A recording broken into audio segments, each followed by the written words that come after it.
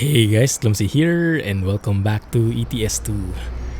We are still in the UK, and I am loving the place so much that I decided to do another couple of episodes, maybe. Do a long trip and explore the rest of the UK reworks.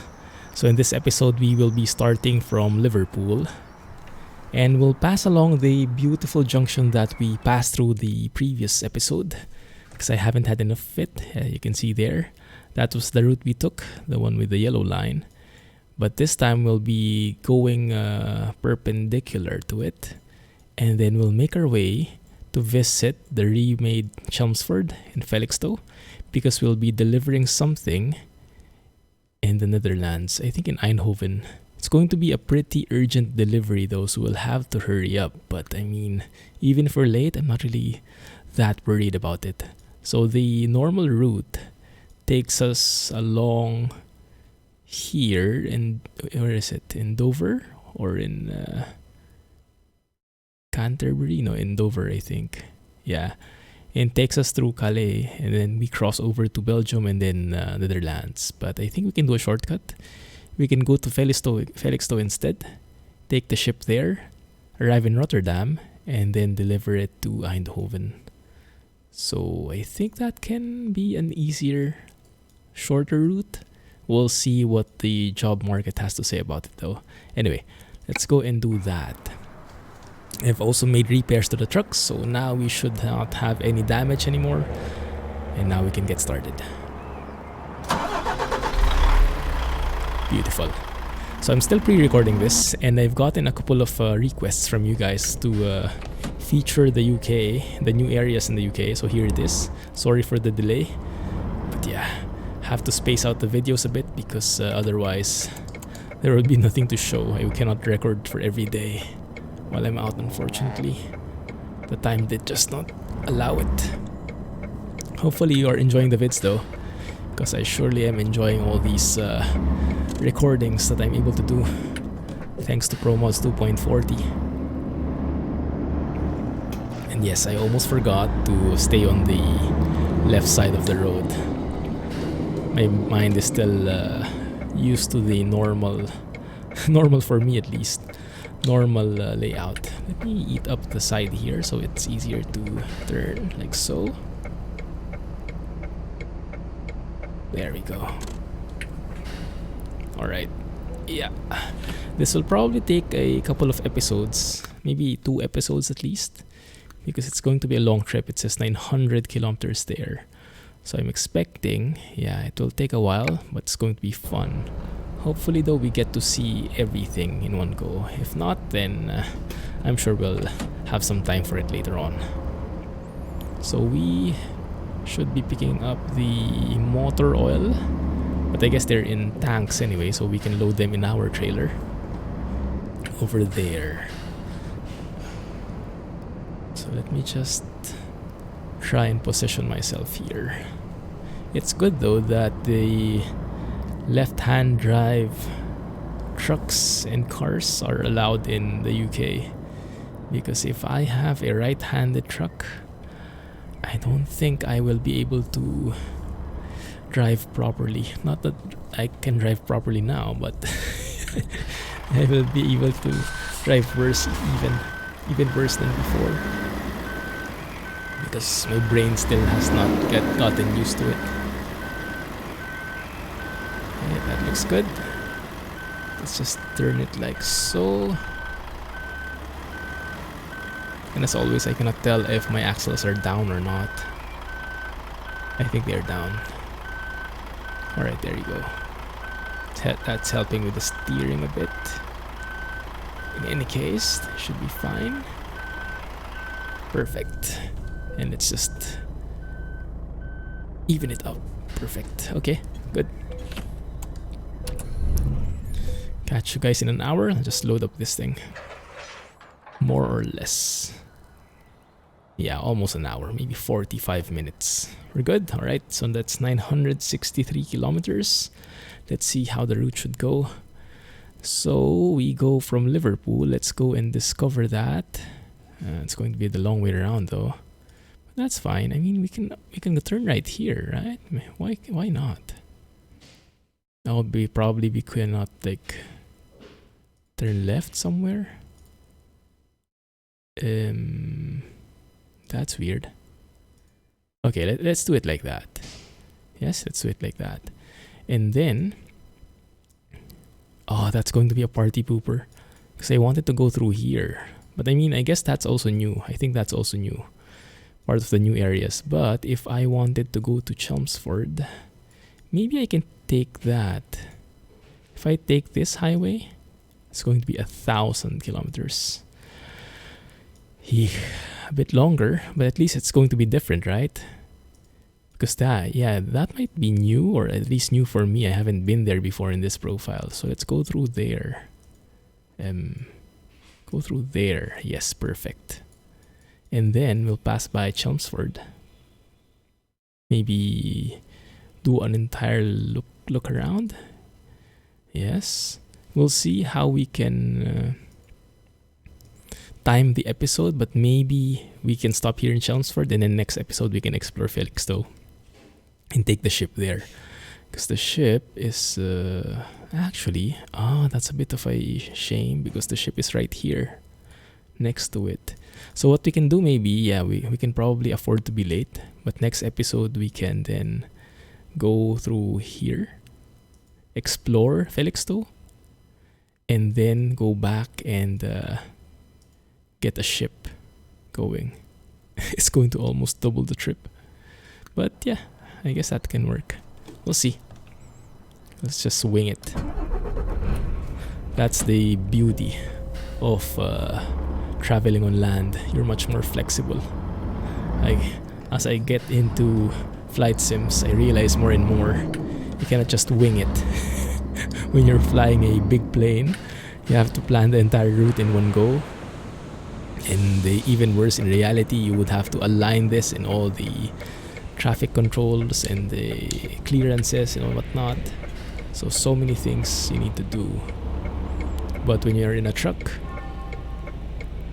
you're more or less more flexible. You have a general route, and if suddenly a route is closed, you change.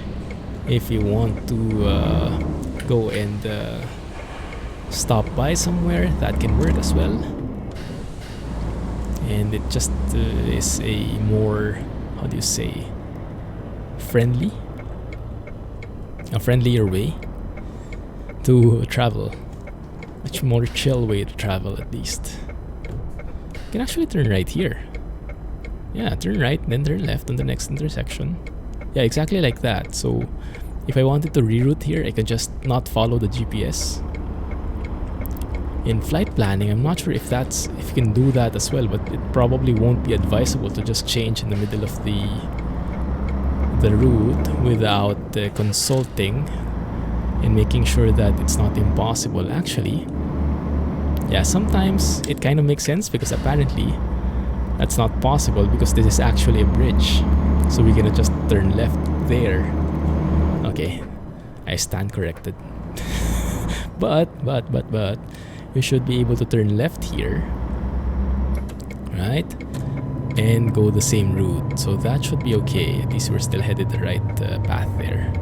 Beautiful color for this clumsy trucker. Nice truck. Perfect blue.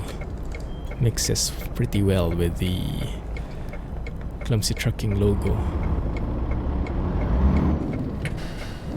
Alright, I wonder what's new now. By the time you guys are watching this, by the time this video releases, what's new in the trucking world? I wonder if 1.35 has come out already. I wonder if Pro Mods 2.40 has come out already. They did say end of April is the plan. Ooh, well, that must be one of the landmarks here in Liverpool, huh? What building is that? Looks pretty nice. There we go. A recruitment agency. Okay. Speed limit here is normal city limits, so around 48 kilometers, 50 miles. There we go. Should be fine. Now I have to go to the map because I have to remove that waypoint. Okay, now actually it knows what to do. Alright, good. So we actually turn left here. Good that it recognized that. Sometimes it doesn't, so it's a bit more complicated.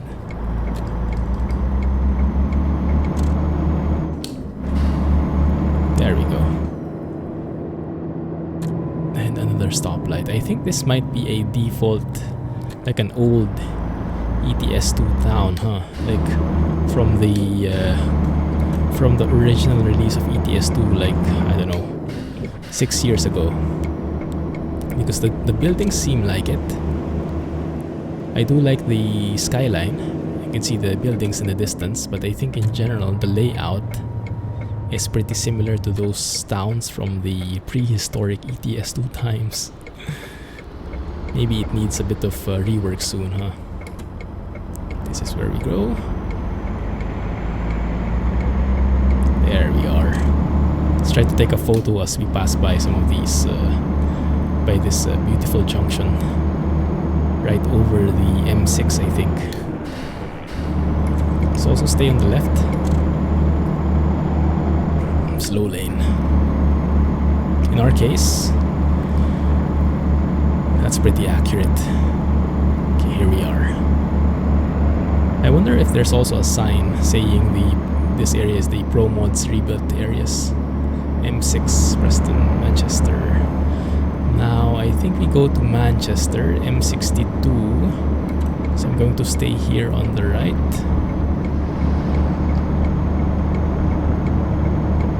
Because that might actually be going to a different route. Yeah, those are turning left.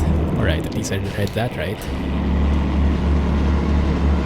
And here we go, as early as now, passing through some pretty nice new areas from Pro Mods 2.40. Look at this junction. Show me something. Show me a beautiful part like so. Yeah, that's going to be perfect.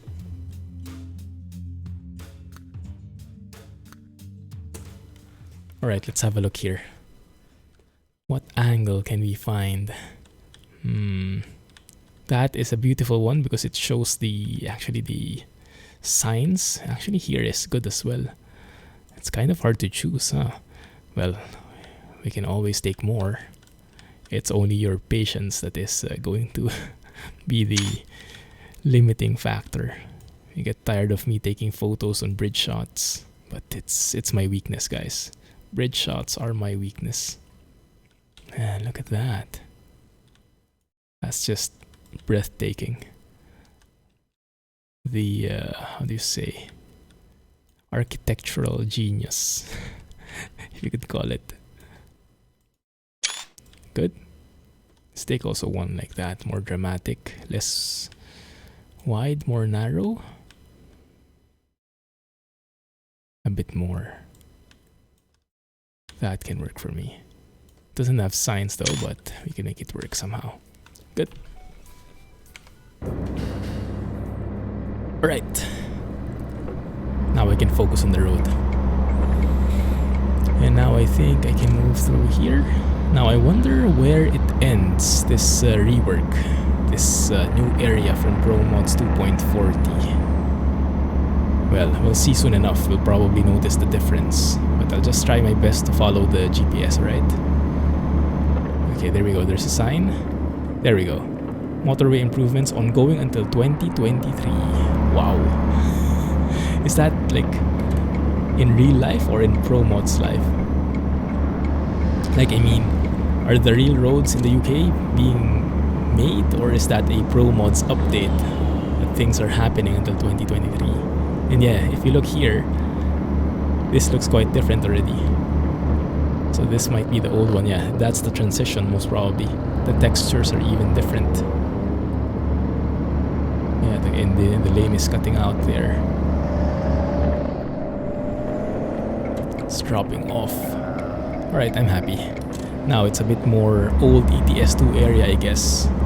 Just coupled a bit with Project Next Gen so that the textures are better and less cringy old.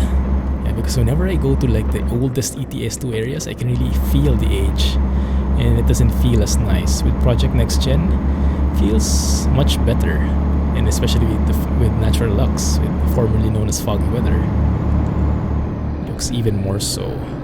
A while ago, you might have seen some of the amazing looking skies, right? Anyway, so now we can proceed with the Q&A. Now that we're settled, let's see. We have a couple of questions from Jay. He has a set of them, and we're continuing from the last episode. So his question goes, maybe after we pass this noisy tow truck. Is that a tow truck or something truck? There we go. Just going to stick to 90, otherwise it will be too fast. So his question goes, if you wanted to give a tourist the local flavor of where you live, what would you have them do? You can pick the one from your home country or the country you're living in now. Okay, so either Singapore or Philippines. Why are these guys so slow?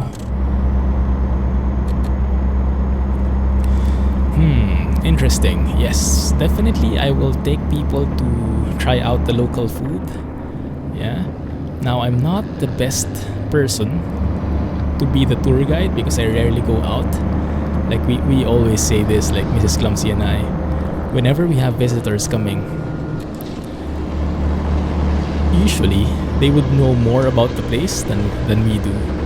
And I guess it's kind of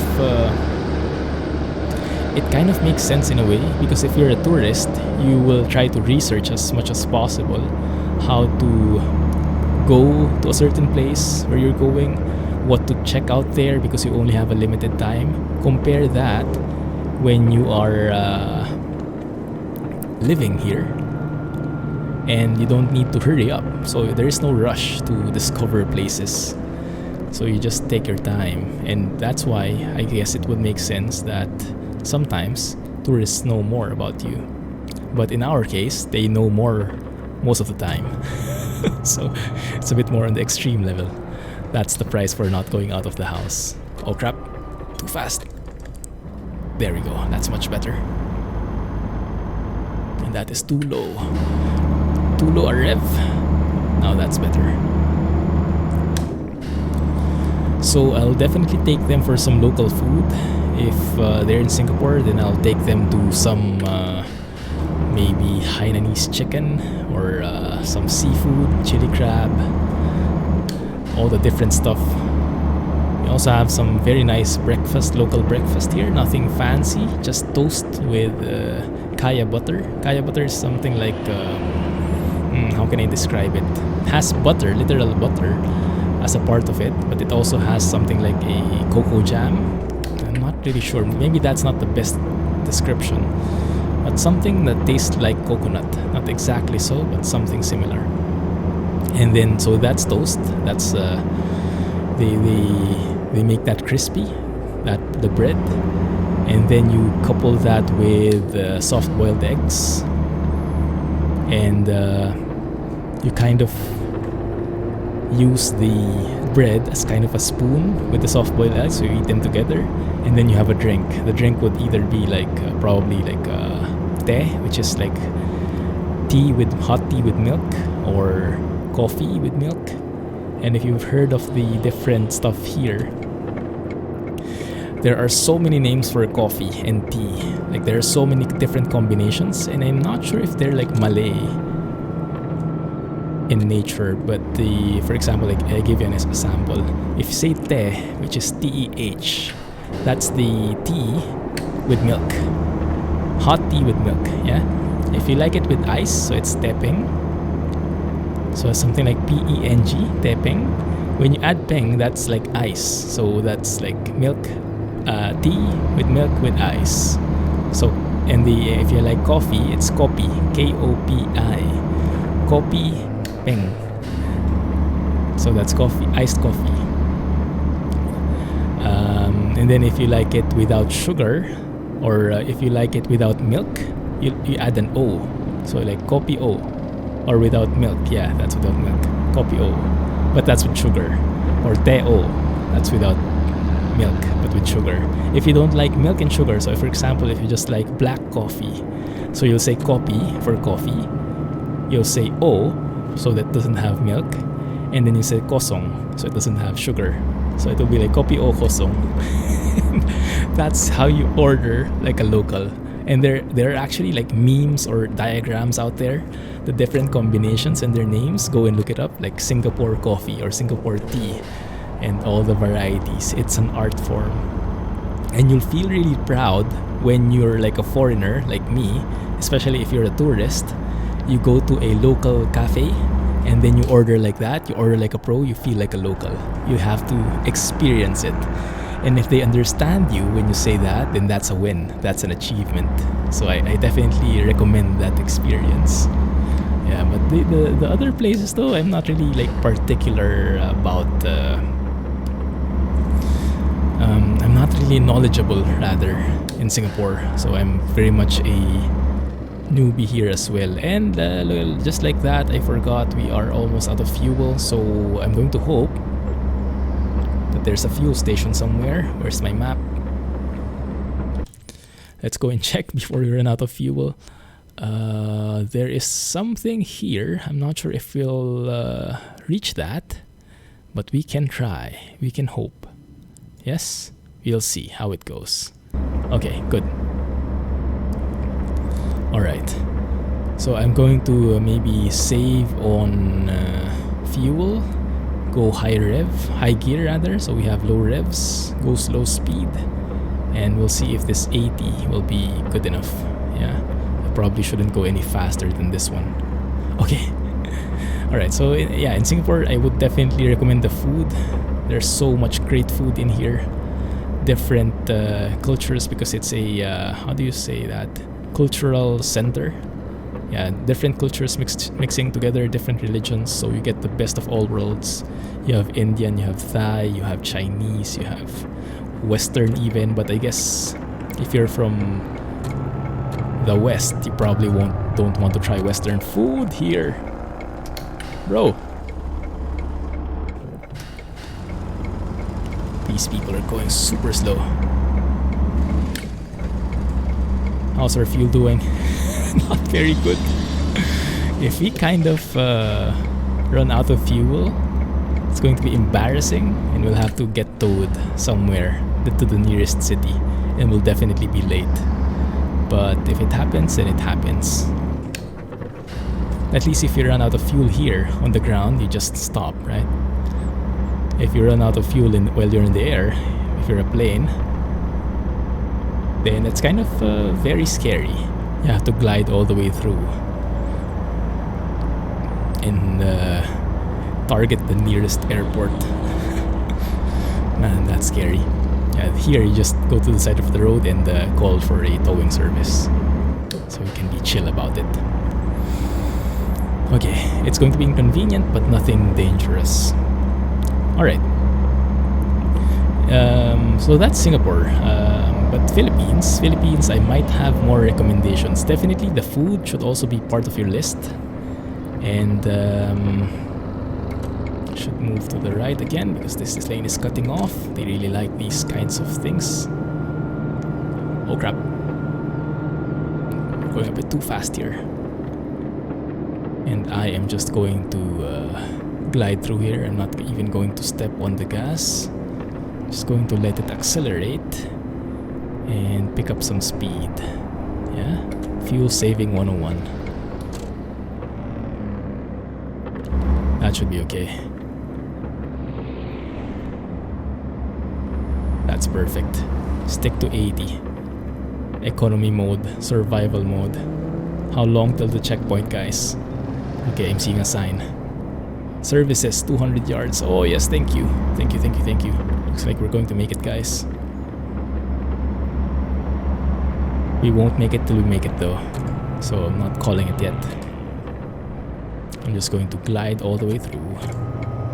And now I'm going to start slowing down. Let the retarder do its work, slow us down. SO. Oh, we have that over here in Singapore. So yeah, in the Philippines, definitely try out the food. It's amazing. I have a lot of Filipino specific food. You might have heard about them. adobo, sinigang, kare-kare, bulalo. It's going to be amazing, whichever you choose. But then my main recommendation for when you're going around the Philippines, maybe you don't really need to stay in Manila. Because Manila is most likely where you will land. That's where the airport is. Well, to be accurate, it's not really in Manila, but it's like in the Manila area. Like Manila is just a city, and the airport is not really in Manila City, but it is in the Manila area, like in Metro Manila. So we just call it Manila for simplicity's sake. So I would recommend staying out of Manila because it's super traffic. It might get pretty stressful. It's not a really like vacation experience unless you want the local thing. Like you want to live like a local, including the traffic and the heat and all that stuff. But I would recommend once you reach Manila, immediately fly out, go to other places. Manila has, I don't know how many, but when I was studying it, there was like 7,107 islands. You can go anywhere. So many places you could choose. If you're into beaches,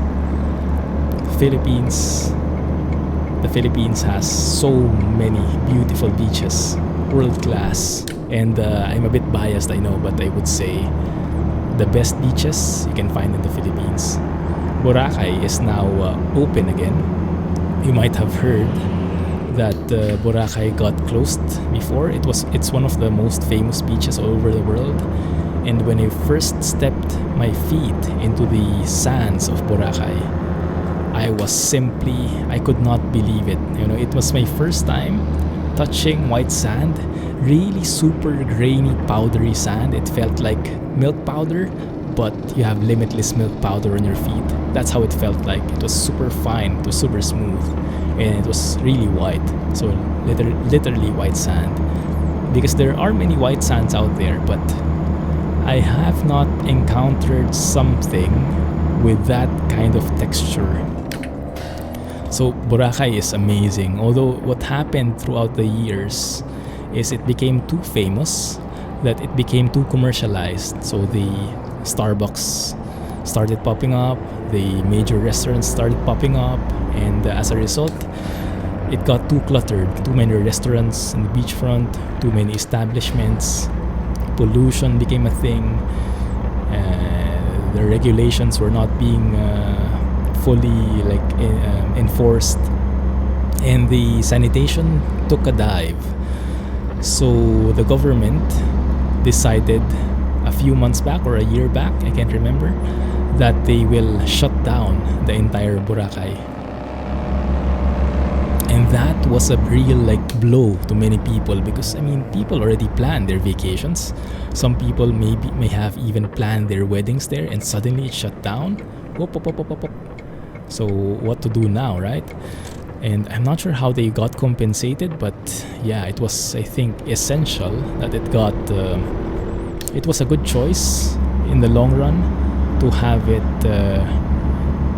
renovated, so to speak, because now it's open again and it's more beautiful than ever, and they have strict rules now. So no more establishments in the beachfront, I think, so to keep the experience of the beach as pure as possible. And I would love to go back there again now with the improved environment, less commercial and more natural.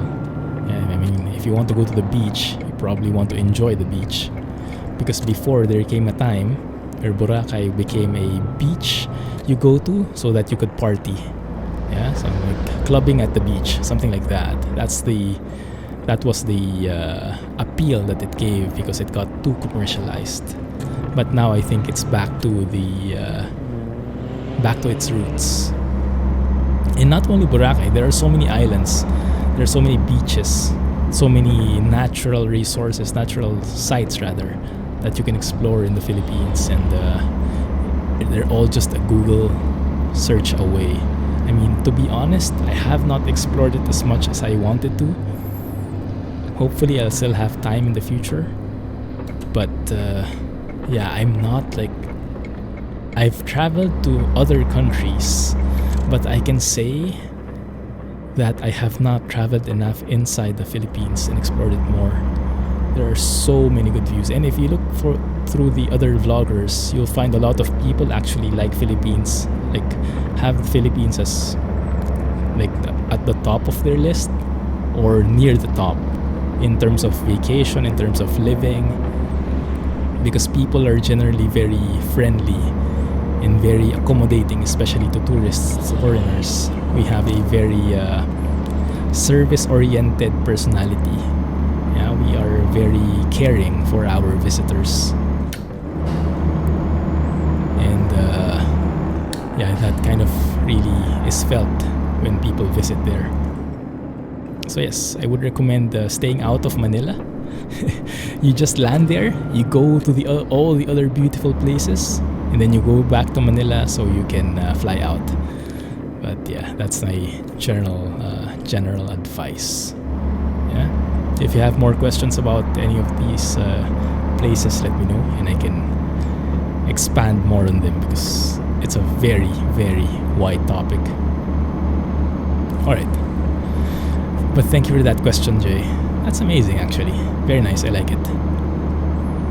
What can a movie... So next question. What can a movie do to make you get up and walk out? Ooh. Actually, I can't remember a time when I did that. I'm very... how do you say? And I've been studying this with psychology and stuff. It's called... and of course, the goldfish memory also kicks in, so I forget about it. It's not the endowment effect. It's the sunk cost fallacy. Yeah, there you go. Sunk cost fallacy. It's the idea that when you buy something, when you've already spent on something, that you have to make the most out of it, make use of it, even if you don't really like to, because you already spent for it, so that you will get your money's worth. Like a movie, for example, you spend tickets on a movie, and if the movie is ugly, you have two choices. You can stay and endure it, or you can leave. What I normally do, and this is not really efficient, this is not practical, but what I do, how my brain works, is I try to stay for the entire time. And my thinking is because, well, I've already spent this money, then might as well make use of it. Yeah, if I leave now, then that means I wasted my money. But on the other side of that discussion, it also means if I leave now, then I get to save time. Because if I stay and I don't like what I'm watching, I spent the money, and I'm also spending time. Time which could be spent doing something which I like better to do, right? So it's the sunk cost fallacy that people tend to think about it that way. That when you spend something, you have to stick with it till the end, because otherwise you won't get your money's worth. When in truth, you actually lose more when you stick with it if you don't really like it. So that might be something that you can try and reflect on if you do something similar to that. And if you do, let me know in the comment section below and what kind of thing you fall into that trap, into that sunk cost fallacy. Yeah, it's present everywhere, and it's a very normal human behavior, but it's something that I think we should consciously be fighting against, because yeah, it's not practical if you think about it. Like even corporations, big corporations do this. The example they have is like, imagine the big companies who are undergoing projects, and this project is not really bringing any money. It's only, it's not, they find out in the middle of the project that it's not really making any sense. And what makes sense though is me taking another photo. Sorry about this, because it looks beautiful also with the beautiful clouds. So think about it this way. Some companies have projects. They plan it. They say, this is going to bring us a lot of money. This is going to be amazing. And so they proceed with the project. A few months down the road, they realize, whoops, it is not as good as we imagined. But what do? Then they pour more money into it because they think, well, we've already spent this much, might as well spend a little bit more to make it work. Yeah, and that kind of makes sense at times, but you have to weigh it. And sometimes it doesn't really work. Sometimes the best way out of a disaster is to just stop and like incur the loss, like accept it, that's lost. That wasn't worth it. Rather than rejecting that idea and pouring in more resources and money into something that will not really work. So that is the sunk cost fallacy. And yes, I fall prey to that as well. Yeah, and in the movies, that is how it happens. That's why I almost never go up, like walk up and leave the theater, even if I hate the movie. Although I vaguely remember that I've done it before, but this is so cool looking.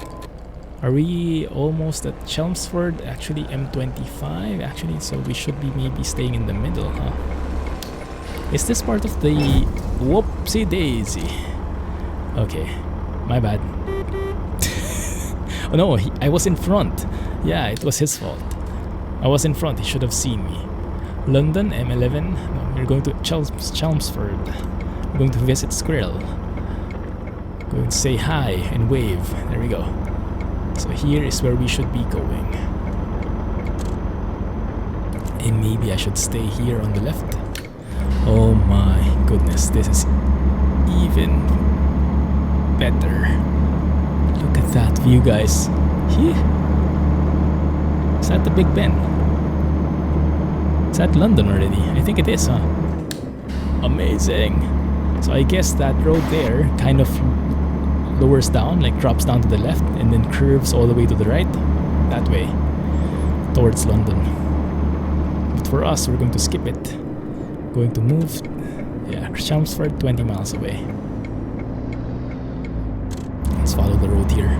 Yeah, it would be nice to have a no GPS challenge in the UK. Once the entire UK is rebuilt and everything has these beautiful signs, I think it will be possible to have a no GPS challenge. It's like that. You can see clearly Chelmsford is this way. And Chelmsford is not anywhere else, so we take A12 towards it. Yeah, exactly so. So we turn left there on the next junction. Makes sense? Just slow down a bit. There's actually a traffic light. Also, the signs are beautiful. They are super detailed and accurate. Gives you just the right heads up, which is what signs should be doing in the first place. Yeah, so but going back to the question, what kind of movie can do that?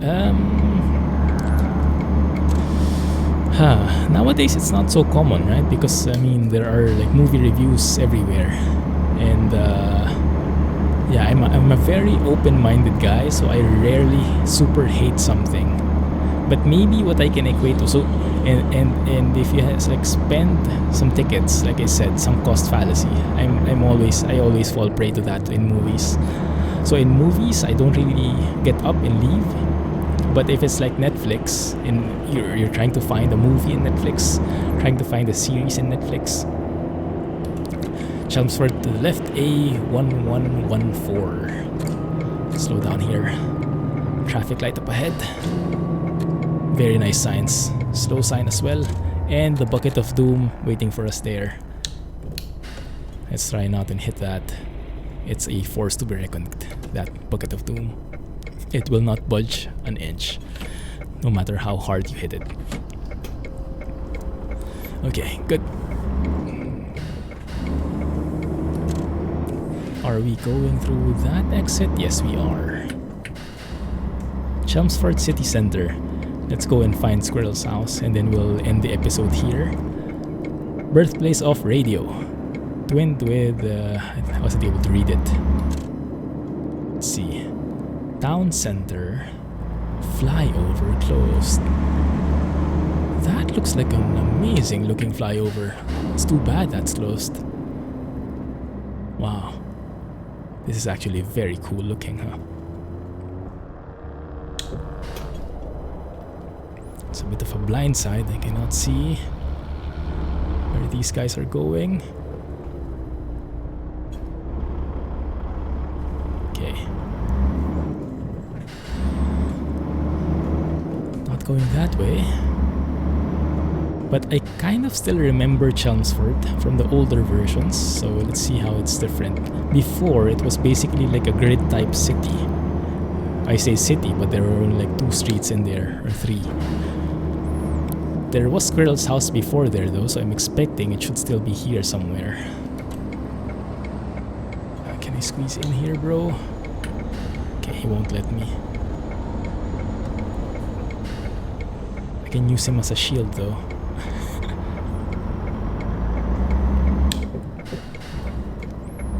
Okay. Let's follow him. I think he knows where to go.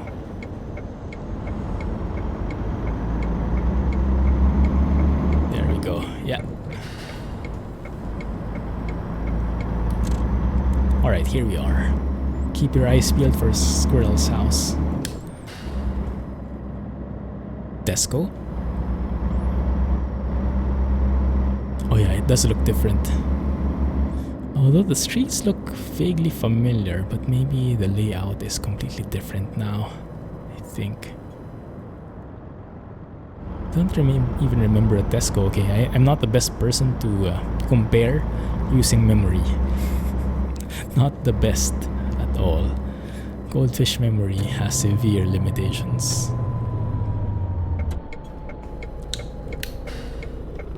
Okay. But yes, going back to the question, the movie, maybe not, but Netflix, yes, I've done that a lot. Tried out a movie, kind of crappy, kind of boring, not for me, just moving on. Move to the next one.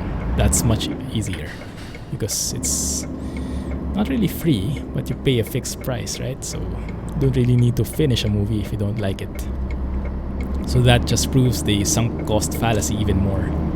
If something is free, you won't hesitate to, quote unquote free, you won't hesitate to stop it if you don't like it. But if you spend something for it, you'll want to finish it. At least that's my default behavior. Oh, this is so nice here. Yeah, this definitely was not here before. This bridge, I don't remember that being here. Very nice. Very nice. I wonder if they changed Squirrel's house as well. You see the Promods trailer there. I see a drop-off point. Maybe turn left and see if there's any like sneaky hidden houses somewhere.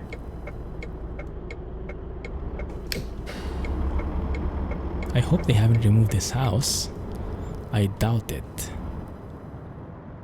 They wouldn't dare.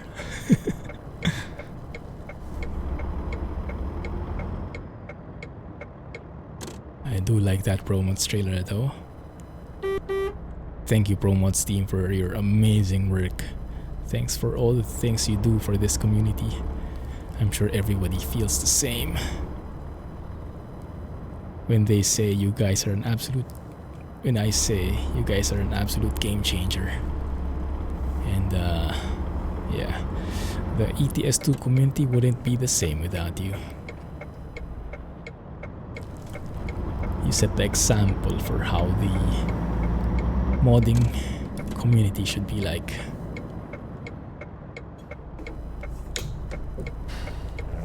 Okay. Let's go and check out here. Find his house. Must be somewhere. Must be somewhere nearby.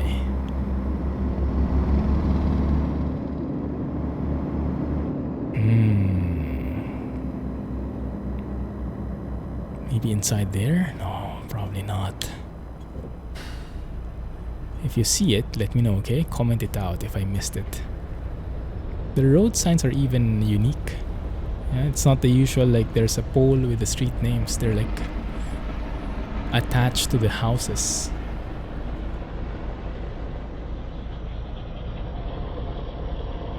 I wonder where it is though.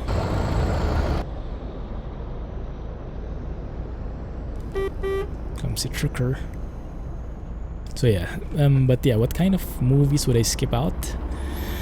It's kind of hard to describe, but it depends on my mood. Like if I'm in mood for comedy and I pick a comedy movie, but it's not really funny, then I kind of like stop it. If it's cringy, stop it. Or if it's too gory, maybe not.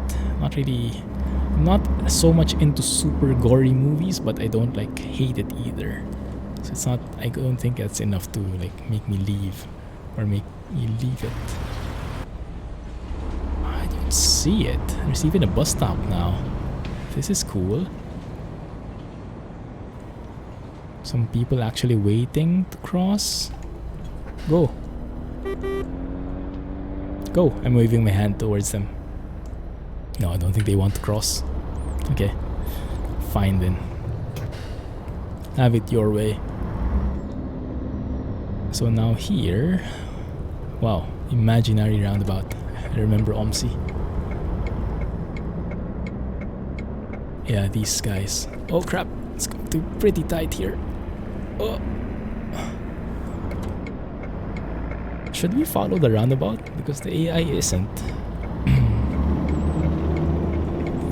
I'm guessing that's just an optical illusion to confuse the guys. Yeah, this is definitely new. I like this one.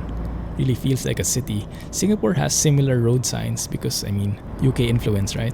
So, yeah, a lot of these are very familiar looking. Like the, how do you call that? The broken, not really broken lines, but the wavy lines. Not really wavy even. Edged lines. You get what I mean. I don't see his house at all. I must have missed it, guys. I must have missed it. So what I'll do is I'll probably stop here. We'll continue next episode. I'll try to look for it. And if I manage to find it, I'll show it in the next episode, okay? But I seriously doubt that they removed his house. That wouldn't be an upgrade. It's not for him. So can we turn left here? Or turn right here rather? It's a bit of an awkward turn.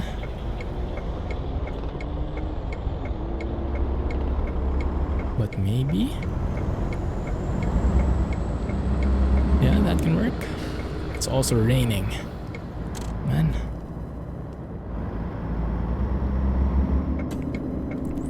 Okay, let's go and stop here. For the day. And I'll catch you guys in the next episode, alright? The next episode should be the last before I go back, before I arrive. So hopefully after that, it's going to be more real-time episodes then. But we will see.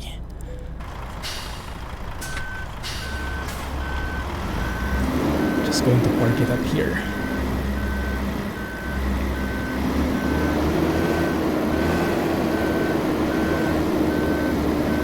Something like so. So thank you for the questions, Jay. Really enjoying these questions. Very creative thinking. Very nice. Alright. So let's leave it there. I'll try to look for Squirrel's house. And if I find it, I'll show it to you next episode. If not, we'll continue towards Felixstowe, take a bit of a tour, and then travel across and deliver this to Eindhoven. Anyway, I'll leave it there for now, guys. Thank you for watching. Please don't forget, hit the thumbs up button, hit the like button. It really helps a lot with the videos. It helps grow the community more than you think. And yeah, it helps with the visibility and everything. So thank you, and please don't forget to hit that like button. Comment as well and share. Share in social media, share with your friends, all that stuff. Thank you for watching. Have a nice day. Clumsy trucking, everybody, and have a good one. Catch you in the next episode. Bye-bye.